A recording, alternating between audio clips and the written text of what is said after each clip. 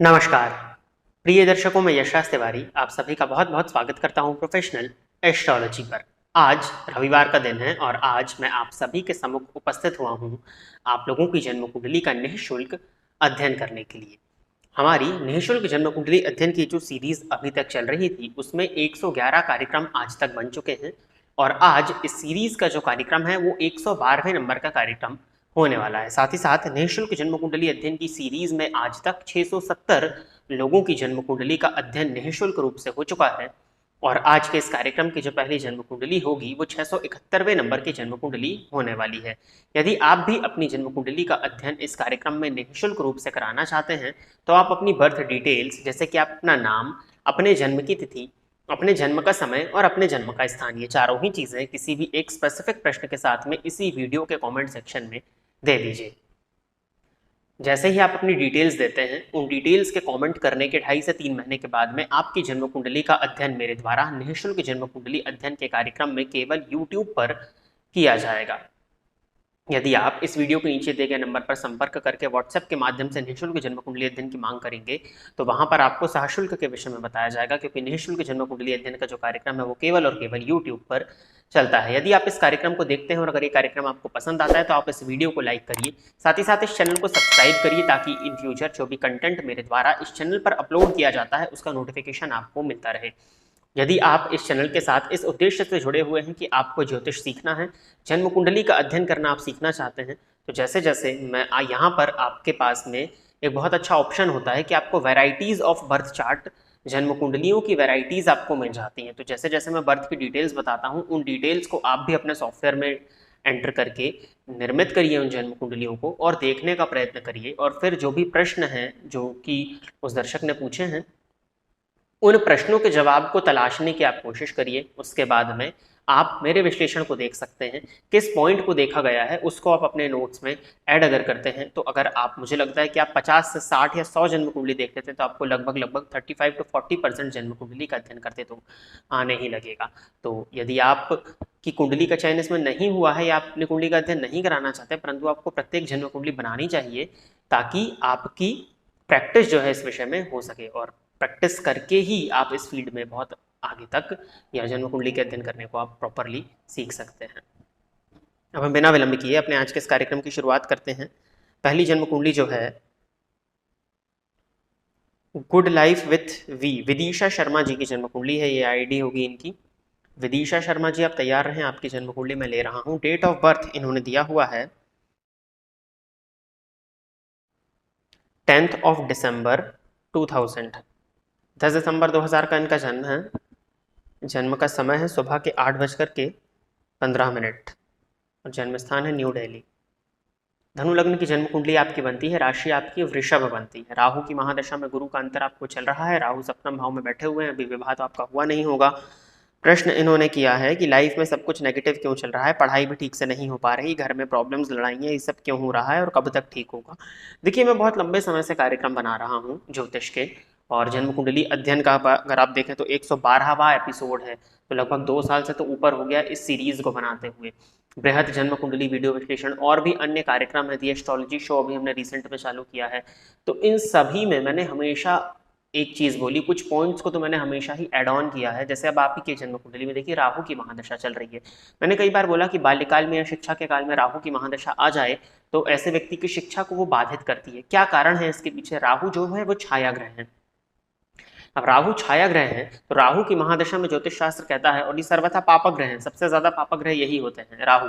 तो ज्योतिष शास्त्र कहता है राहु की महादशा जब भी आती है तो बुद्धिया विहीन मति विभ्रम सर्वशून्यम, ऐसे व्यक्ति की जो बुद्धि है वो भ्रमित हो जाती है, मति जो है वो भ्रम हो जाती है, बुद्धि शून्य हो जाती है, भटकाव मन का बहुत ज्यादा होता है, कंफ्यूजन बहुत ज्यादा होते हैं। अब एक विद्यार्थी के जीवन काल में अगर कंफ्यूजन बहुत ज्यादा हो, उसकी बुद्धि भ्रमित हो, उसकी मति भ्रमित हो जाए अगर, तो कहाँ पर उसकी पढ़ाई जो है वो ठीक हो पाएगी। साथ ही साथ राहु की महादशा का ही परिणाम होता है कि ऐसे व्यक्तियों को क्रोध बहुत अधिक आना, चिड़चिड़ापन होना, स्पेशली जब व्यक्तित्व से राहु का संबंध हो, तो सप्तम में राहु बैठे हैं तो उनकी दृष्टि लग्न पर जा रही है, तो मेनली राहु की महादशा होने के चलते ये सब चीजें हो रही हैं। वृषभ राशि को अगर देखा जाए तो वर्तमान समय में गोचर के दृष्टिकोण से राहु का 12वें होना और शनि का दशम में होना, तो शनि का दशम में होना शनि की बनौती होती है, जो कार्य क्षेत्र में थोड़ा परेशानी। बाकी राहु 12वें भाव में गोचर कर रहे हैं तो ये गोचर भी बहुत श्रेष्ठ नहीं माना जाएगा। क्योंकि 12वें भाव में बैठे हुए राहु की दृष्टि आपके चतुर्थ पर पड़ेगी। चतुर्थ भाव आपके मन का है, आपके हृदय का है, तो मन में भ्रम की स्थिति उत्पन्न होगी। तो इसके चलते ये सब चीजें हो रही हैं। चतुर्थ भाव पर राहु की दृष्टि जो पड़ेगी गोचर कुंडली में, उसके चलते ग्रह कलह की स्थिति बनेगी। तो कहीं ना कहीं पूरी तरह से आप राहु से परेशान है, राहु से आप प्रभावित हैं। अब मुझे लगता है कि आपकी जन्म कुंडली को देखते हुए बुध आपकी कुंडली के 12वें भाव में 15 अंश पर बैठे हुए हैं और वर्गोत्तमी हैं, राहु के दोष को बुध हरण करते हैं। तो आप गणेश जी का मंत्र गंग गणपतये नमः नित्य 5 माला जाप करिए। संकट नाशक गणपति स्तोत्रम का नित्य 3 पाठ करिए। गुरु बुधवार से प्रारंभ करके रोज गणेश जी को दूर्वा अर्पित करिए। ये 3 उपाय हैं जो कि आपको स्वयं से करने के लाजवर्त बनवाइए और शनिवार के दिन लेफ्ट हैंड की मिडिल फिंगर में उसको धारण कर लीजिए चांदी की अंगूठी में। इन 4 उपायों को करिए, आपकी परेशानी में आप देखेंगे काफी हद तक कमी आएगी।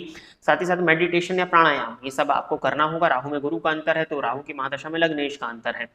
ये विद्युत द्वादश बैठे हैं तो व्यर्थ के व्यय को भी प्रदर्शित करते हैं। व्यर्थ का व्यय हो आपकी वजह से तो ग्रह कला की स्थिति तो होनी ही होनी है। तो ये सब कुछ चीजें हैं। तो राहु की वजह से ही जो उपायों को मैंने बताया है उनको करिए। कब तक ठीक होगा तो अभी प्रॉपरली तो इसको नहीं कहा जा सकता है, क्योंकि 2025 तक तो अभी आपको शनि दशम में चलेंगे, फिर शनि का गोचर लाभ भाव में होगा और राहु का जो गोचर है वो नवंबर में भी चेंज हो जाएगा। तो राहु लाभ में आ जाएंगे तो ये आपके लिए कहीं ना कहीं बेटर होगा। तो धीरे धीरे जैसे जैसे आप उपाय करती हैं, धीरे धीरे समय आगे बढ़ता है तो चीजें ठीक होंगी। परंतु राहु की महादशा तो अभी आपको चलने वाली 2037 तक, तो राहु की महादशा की परेशानी तो है ही। तो राहु के उपायों को करते रहिएगा। अगर स्थिति बनती है, फाइनेंशियली कंडीशंस ठीक होती हैं, तो ब्राह्मण इत्यादि को बैठाल करके राहु के मंत्रों का जाप भी अगर आप कराएं तो वो भी आपके लिए अच्छा रहेगा।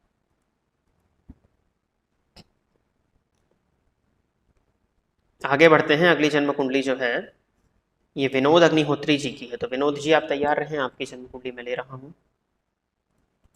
डेट ऑफ बर्थ है इनका 5 जून 1987, दोपहर के 1 बजे, बधौन उत्तर प्रदेश।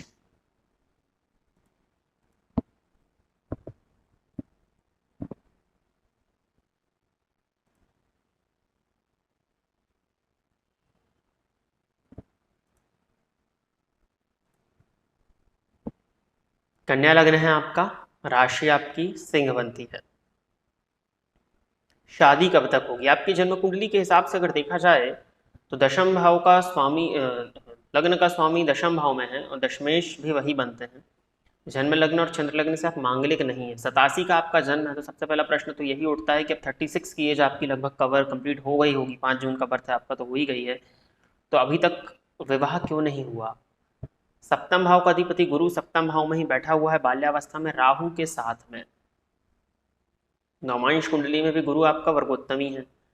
शुक्र आपकी कुंडली के अष्टम भाव में 29 अंश के साथ है। राहु की दशा में शुक्र का अंतर आपको चल रहा है। राशि आपकी सिंह बनती है, सिंह राशि के हिसाब से गुरु का गोचर नवम भाव में है। तो विवाह का योग तो अभी ही आपका चल रहा है, इसमें कहीं दूर जाने की जरूरत नहीं है। अप्रैल से ही आपके विवाह के योग प्रारंभ हो चुके हैं, अप्रैल 2023 से। तो विवाह का योग तो आपका चल ही रहा है। अब कुछ ना कुछ तो परिस्थिति है जो कि आपने हो सकता है बताई ना हो, क्योंकि शनि का भी संबंध चलित में वो चतुर्थ में जरूर बैठे, लेकिन वैसे पराक्रम भाव में है। और शनि का संबंध किसी भी प्रकार से सप्तम भाव सप्तमेश इत्यादि से नहीं बन रहा है। बस हाँ, नवमांश कुंडली के सप्तमेश पर, नवमांश में आपका सप्तमेश चंद्रमा नीच राशि में राहु के साथ बैठ के शनि की दृष्टि से दृष्ट हुआ है, जो कि विवाह के विलंबित होने का कारण बन रहा है।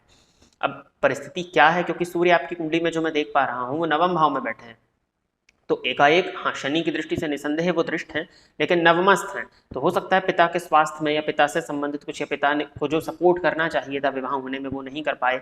चंद्रमा भी आपकी कुंडली में जाकर के 12वें भाव में, तो संभव है कि माता पिता का सहयोग, जो सपोर्ट विवाह के लिए होना चाहिए उसमें कमी आई हो। लेकिन आपकी कुंडली में विवाह का योग अभी भी चल रहा है, तो कोई बात ही नहीं है। परिस्थितियों को पहले जानना होगा कि किस वजह से आपका विवाह नहीं हुआ है।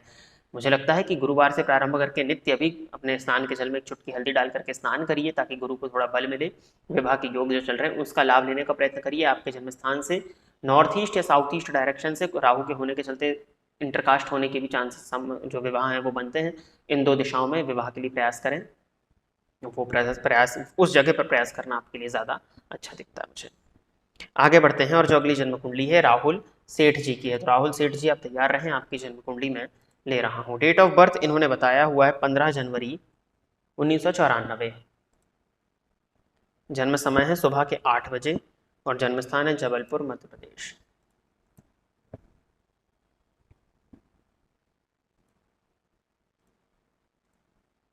मकर लग्न की जन्म कुंडली आपकी है और राशि जो आपकी बनती है वो कुंभ बनती है, तो पूरी तरह से आप शनि से प्रभावित हैं। षड्बल में आपका शनि अत्यधिक बली है। शनि जाकर के द्वितीय भाव में स्वराशि का चंद्रमा के साथ बैठा हुआ है, गुरु की दृष्टि से दृष्टि पे विषयोग हुआ। चलित कुंडली में शनि लग्न का ही फल दे रहे हैं। फलस्वरूप आपके जीवन काल में जो भी चीजें होंगी वो अत्यधिक विलंबित होकर के आपको प्राप्त होने वाली है। लग्न में शुक्र सूर्य और बुध की युति, जहां पर शुक्र 0 अंश पर है, जो कि चलित में 12वें का फल दे रहे हैं, ये अच्छी चीज है। गुरु की महादशा में राहु का अंतर आपको चल रहा है, फलस्वरूप स्वास्थ्य से संबंधित परेशानियां और आपके कार्य क्षेत्र में भी परेशानियां आपको देखने में मिल रही होंगी, क्योंकि गुरु दशा में बैठे हैं और राहु दूसरे द्वितीय 11वें भाव में है, तो दूसरे 12वें का संबंध यहाँ बना। तो ये है। इन्होंने लिखा है सर मेरा वेल्डिंग का काम है पर नहीं चल रहा, सिर्फ बेसिक नीड्स ही पूरी होती हैं। लग्जरीज के लिए क्या करें? लग्जरीज के लिए तो बाद में कुछ करिएगा, क्योंकि जो समय आपका चल रहा है, ये भी मैंने अपने कार्यक्रम में बहुत बार बताया कि गुरु की महादशा में राहु का अंतर काफी परेशान करता है, स्पेशली जब गुरु और राहु का संबंध द्विद्वादश का हो, षडाष्टक का योग बना हुआ हो, तो ज्यादा करता है। अब देखिए, आप वेल्डिंग का काम कर रहे हैं, तो वेल्डिंग का काम भी कहीं ना कहीं, वेल्डिंग किस चीज की होती है? लोहे की ही वेल्डिंग की जाती है, तो लोहे का काम भी शनि के ही काम में आता है, तो वेल्डिंग का काम भी कहीं ना कहीं शनि के काम में ही आएगा। अब शनि आपके लग्नेश होकर के धन भाव में संचरण कर रहे हैं, धन भाव में बैठे हैं और चलित कुंडली में लग्न का ही फल दे रहे हैं, फलस्वरूप शश नामक महापुरुष योग का आपको फल मिल रहा है। अब उम्र अगर आपकी देखी जाए तो अभी आप 29 के हैं, तो शनि का जो जागृत होने का जो काल होता है वो 36 के बाद में शनि का संपूर्ण प्रभाव आपको मिलता है। वैसे भी शनि अगर लग्न से संबंध बना ले तो ऐसे जातक के जीवन काल में प्रत्येक चीजें विलंबित हो जाती हैं, तो वो आपके साथ में हो रहा है। साथ ही साथ समय जो आपका है वो बिल्कुल ठीक नहीं है। कुंभ राशि होने के चलते आपको शनि की 7.5, ऊपर से गुरु की दशा में राहु का अंतर आपको चल रहा है, तो ये 2-3 परेशानियां हैं जिस वजह से आपका विकास, एक तो ऑलरेडी आपकी कुंडली विकास को स्लो प्रदर्शित कर रही थी, समय खराब हो जाने के चलते आपका विकास और धीमा हो गया है, इस वजह से आपको कार्यक्षेत्र में परेशानियां आ रही हैं। अब इस कुंडली में देखा जाए तो भाग्यपति बुध जाकर के लग्न में बैठे हुए हैं, नवमांश में वो नीच के हैं, जिस वजह से उनका प्रभाव कमजोर है, लेकिन भाग्येश होकर के लग्न में बैठे हैं। तो ज्योतिष शास्त्र कहता है कि भाग्याधिपति अगर लग्न में जाकर के बैठ जाए तो ऐसा जातक जन्म जात भाग्यवान होता है। तो भाग्य का साथ आपको है कि इतनी स्थितियां होने के बाद भी आप आगे तक आए और आप स्वतंत्र काम कर रहे हैं।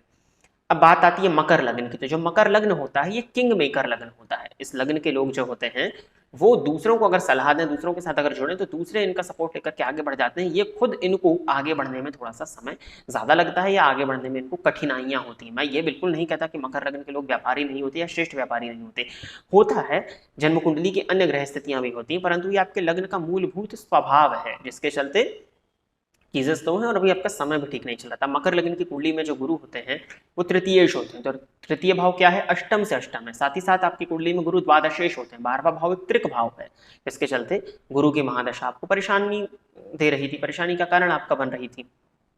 अब देखिए, शनि की महादशा आपको जुलाई 2025 से प्रारंभ होगी, तब आपको 7.5 की अंतिम ढैया लगेगी। तो अभी लगभग 2-3 साल जो आपकी जन्म कुंडली में है वो परेशानियों वाले ही दिखाई पड़ रहे हैं, समय जो है वो आपका परेशानी वाला दिखाई दे रहा है। आपने पूछा लग्जरीज के लिए क्या करें? देखिए, लग्जरीज के लिए किसी व्यक्ति को कुछ करने की जरूरत नहीं होती है। आपकी कुंडली में लग्न में शुक्र बैठे हुए हैं, डिग्री वाइज वो कमजोर है, मृत अवस्था में है, तो लग्जरीज आपको नहीं मिल पा रही है, लेकिन चलित में वो 12वें का फल दे रहे हैं, तो अति सौभाग्यशाली भी व्यक्ति को बना देते, परंतु उनके पास बल होना चाहिए। शुक्र का बल आपकी जन्म कुंडली में कमजोर है, तो आप अपने शुक्र को जागृत कर लीजिए। मकर लगन की कुंडली है आपकी, तो मेहनती तो आप होंगे ही, पराक्रम भाव पर मंगल की दृष्टि भी पड़ रही है, तो मेहनत तो आप कर ही रहे हैं। तो बस मेहनत आपके हाथ में है, थोड़ा सा ग्रहों को अगर हम बल दे दें तो लग्जरीज भी, लेकिन सबसे पहले आपको अपने समय के ठीक होने का इंतजार करना है। शनि आपका षड्बल में सबसे ज्यादा बली है, जो कि प्लस पॉइंट है। कहीं ना कहीं जातक के जीवन काल में आजीवन ही चीजें विलंबित रहेंगी, तो विलंबता को ही स्वीकार करिए।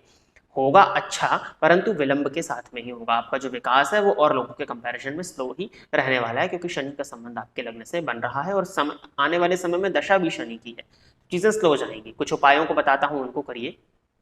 आप जबलपुर में ही हैं तो ग्वारी घाट जाया करिए मंगलवार और शनिवार के दिन, और ग्वारी घाट जाकर के हनुमान जी के मंदिर में दर्शन करिए, नित्य 3 परिक्रमा करिए, हनुमान चालीसा का 3 पाठ करिए। मतलब मंगलवार और शनिवार को के दिन हनुमान जी के मंदिर में जाकर के 3 परिक्रमा करिए, वहां बैठ करके 3 हनुमान चालीसा के पाठ करिए। बाकी नित्य अपने घर में हनुमान चालीसा के 3 बार पाठ करिए, हनुमान जी की आरती करिए, हनुमान जी की अत्यधिक आराधना करिए, वो आपके लिए ठीक होगा। शुक्र को बल देने के लिए आप सफेद रंग के वस्त्रों को धारण कर सकते हैं। अब आपके काम में भले ही हो सकता है कि जो काम आपका है वो उसमें कपड़े गंदे जल्दी हो जाते हैं, तो नहीं, बाकी अन्य जगह पर आप जाएं तो सफेद रंग के वस्त्रों को अधिक धारण करें, सफेद रंग का रुमाल का यूज करें, गुलाब का इत्र जो होता है उसका प्रयोग करें, इससे आपके शुक्र को बल मिलेगा। साथ ही साथ देवी मंदिर में जाकर के दर्शन करना, देवी जी आपकी इष्ट देवता बनती है, तो वो भी, तो ये कुछ उपायों को आप करिए। और मुझे लगता है कि अगर स्थितियाँ और वो हैं, ज़्यादा आपको लग रहा है, तो आप एक लोहे का छल्ला, नाव के लोहे का छल्ला, ग्वारी घाट जाने तो मैंने बोल ही दिया है, तो नाव के लोहे का छल्ला किसी भी नाव वाले से एक कील मंगवा लीजिए, और नाव के लोहे का जो कील है उसको किसी भी अंगूठी मेकर से, जो अंगूठी बनाते हैं, उनसे जा करके एक सर्कल टाइप का उसका छल्ला बनवा करके शनिवार के दिन राइट हैंड की मिडिल फिंगर में धारण कर लीजिए, उससे भी आपको लाभ मिलेगा। तो इतने कुछ उपायों को करिए और अच्छे समय आने का इंतजार करें। आगे बढ़ जाते हैं, और जो अगली जन्म कुंडली है ये दीपक सूरी जी की है। तो दीपक सूरी जी आप तैयार रहें, आपकी जन्म कुंडली में ले रहा हूं। डेट ऑफ बर्थ नहीं, दीपक सूरी की आईडी से गौरी दे जी की जन्म कुंडली है। तो गौरी जी आप तैयार रहिए, आपकी जन्म कुंडली में ले रहा हूँ। डेट ऑफ बर्थ इन्होंने दिया है 2 दिसंबर 1996, दोपहर के 12:27, और जन्म स्थान है वेस्ट बंगाल, जलपाईगुड़ी।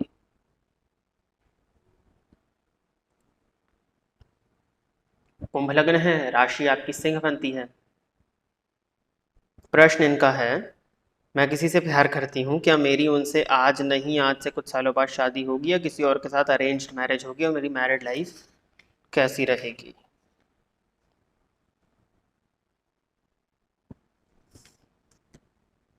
कुंभ लग्न के हैं आप, लग्नपति बनते हैं शनि, जाकर के द्वितीय भाव में केतु के साथ बैठे हुए हैं, मंगल की दृष्टि से दृष्ट।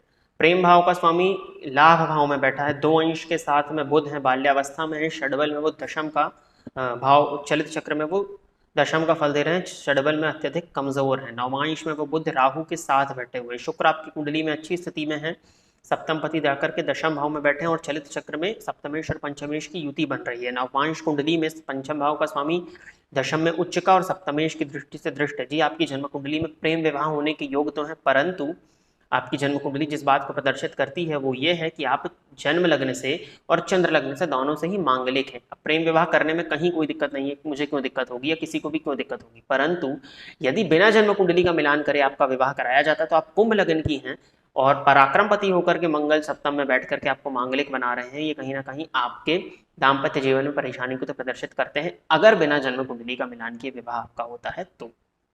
अपनी आंखों का ध्यान रखिए, आपके लेफ्ट आई में प्रॉब्लम आते हुए मैं देख रहा हूँ, साथ ही साथ अष्टम में राहु भी है, तो कहीं ना कहीं दाम्पत्य जीवन में परेशानियां रहेंगी। अतः जब भी आपका विवाह कुंडली मिला करके हो, हाँ प्रेम विवाह होने के जन्म कुंडली में योग है, तो वो आप किया जा सकता है। अब देखिए बात क्या होती है, पंचम भाव का स्वामी बुध बनता है, कमजोर है और नवमांश में राहु के साथ में बैठा हुआ है, जिसके चलते वो 11वें में है और पंचम में मंगल हो रहे हैं, तो मंगल राहु का संबंध बन रहा है आपकी जन्म कुंडली के पंचम भाव से नवमांश में। पंचम भाव नवमांश में पाप कर्तरी योग में है, जिसके चलते प्रेम में विच्छेद, लव रिलेशनशिप्स में ब्रेकअप की भी स्थिति बनती है, परंतु ये कब होगा, जब सामने वाले की जन्म कुंडली में भी इस तरह की स्थिति बनेगी तब ऐसा होगा, परंतु फिर भी प्रेम विवाह के योग है, पसंद से शादी होने के योग है। अतः जब भी विवाह करें बाकायदा जन्म कुंडली का मिलान करके ही आपका विवाह होना चाहिए। अपनी आंखों का आप ध्यान रखें, वो आपके लिए ठीक है। और सबसे पहले आप इस सूर्य की दशा चल रही है, सूर्य सप्तम पति होकर के दशा में बैठे हैं, अपने करियर पे ध्यान दीजिए। आप करियर अगर आपका ठीक आप बना लेती हैं, मुझे लगता है, क्योंकि करियर इस कुंडली में काफ़ी अच्छा मैं देख पा रहा हूँ, तो करियर पर अगर आप फोकस करेंगे तो वो आपके लिए बहुत अच्छा रहेगा। भाग इत्यादि के साथ बहुत मजबूत इस कुंडली में मुझे दिख रहा है। तो प्रिय दर्शकों, इतनी ही जन्म कुंडली का अध्ययन करने के लिए आज निःशुल्क जन्म कुंडली अध्ययन के एपिसोड नंबर 112 में मैं आप सभी के सम्मुख उपस्थित हुआ था। आशा करता हूं कि जितने भी लोगों की जन्म कुंडली का अध्ययन मेरे द्वारा इस कार्यक्रम में हुआ वो सभी संतुष्ट होंगे।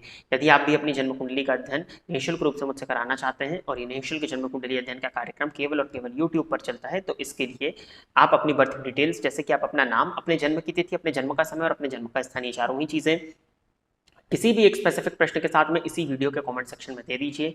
आपकी डिटेल्स देने के 2.5 से 3 महीने के बाद में आपकी जन्म कुंडली का अध्ययन मेरे द्वारा ठीक इसी प्रकार से कार्यक्रम बना करके यूट्यूब पर निःशुल्क जन्म कुंडली अध्ययन के कार्यक्रम के माध्यम से किया जाएगा। यदि आप इस कार्यक्रम को देखते हैं और इस कार्यक्रम से आपका कुछ लाभ होता है तो आप इस वीडियो को लाइक करिए, साथ ही साथ इस चैनल को सब्सक्राइब करिए, ताकि इन फ्यूचर जो भी कंटेंट मेरे द्वारा इस चैनल पर अपलोड किया जाता है उसका नोटिफिकेशन आपको मिलता रहे। अच्छे इस कार्यक्रम में बस इतना ही रखते हैं। नमस्कार।